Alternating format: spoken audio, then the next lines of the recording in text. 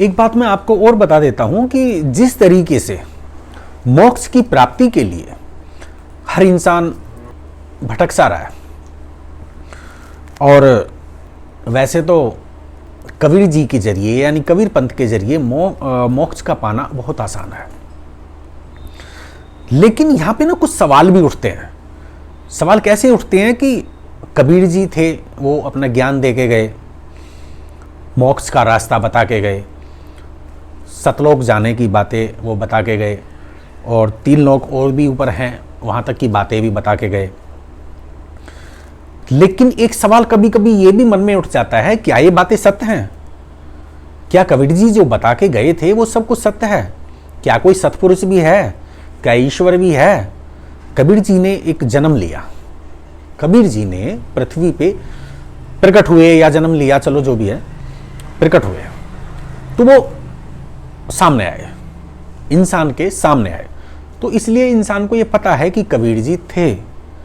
अब वो ज्ञान दिया उन्होंने कि भाई सतलोक जाना है और सतलोक में ईश्वर है और मोक्ष की प्राप्ति करनी है।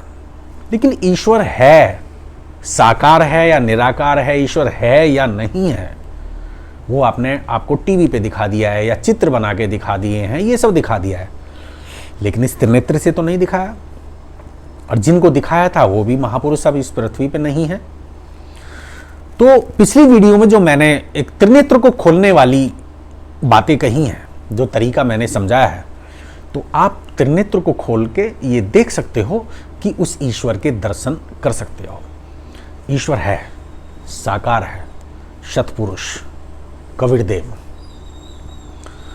कबीर देव का नाम त्रिवेद वेद से आता है, लेकिन उसमें भी सिर्फ कवि लिखा हुआ है, लेकिन उनको देव का नाम दे दिया गया है। और ये मेरा भी मानना है, जो साकार है वो एक देव है, वो एक देव है। सपोज करो कि मैंने आपको जैसे दृष्टि खोलने का तरीका समझाया और आप इसको खोल के ये देख सकते हो कि ईश्वर है या नहीं है, या ये सारी बातें झूठ हैं। वैसे ये झूठ नहीं है, वैसे ये झूठ नहीं है, लेकिन फिर भी सवाल खड़ा होता है कि सच है या झूठ है। तो आप इस त्रिनेत्र को खोल के सतलोक भी जा सकते हो, अलख पुरुष, अलख निरंजन, उस अलख पुरुष के दर्शन भी कर सकते हो, अगम पुरुष उसके भी दर्शन कर सकते हो, और अविनाशी राम, जो साकार ईश्वर में सबसे ऊपर आता है, अविनाशी राम, उनको भी देख सकते हो, उनके दर्शन प्राप्त कर सकते हो। और इन सबको ऐसा नहीं है कि वो लोक में आपको जाने की जरूरत है, आप इनको यहाँ देख सकते हो, अपने ही अंदर देख सकते हो, अपने आप को भी देख सकते हो। तो जो तरीका दृष्टि खोलने का मैंने बताया था, आप उस तरीके से दृष्टि खोल के ईश्वर के दर्शन प्राप्त कर सकते हो, बहुत सारी बातों को आप जान सकते हो।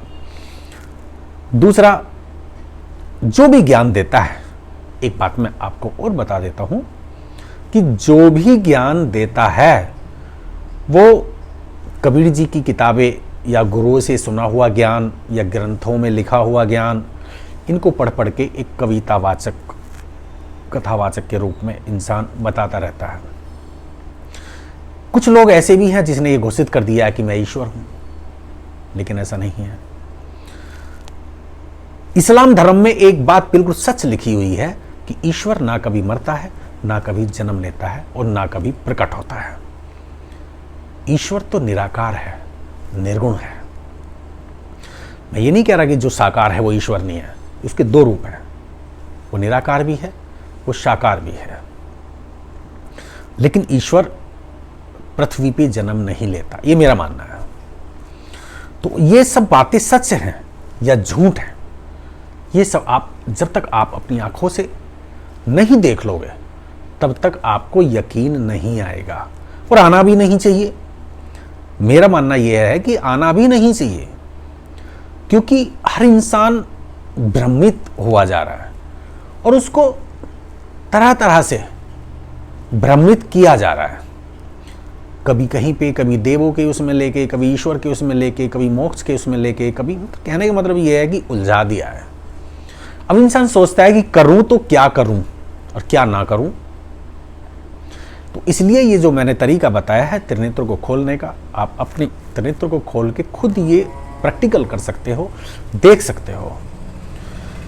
जो लोग कह देते हैं ईश्वर नहीं है, जो लोग कह देते हैं देवता लोग कहीं नहीं हैं, या लोग कह देते हैं कि ईश्वर स्वर्ग है या नहीं है, या नरक है या नहीं है, तो लोगों ने सिरे से इस चीज़ को नकार दिया है कि हमारे सनातन धर्म में जो चीज़ें हैं, इंसान कलयुग में उनको नकारता जा रहा है।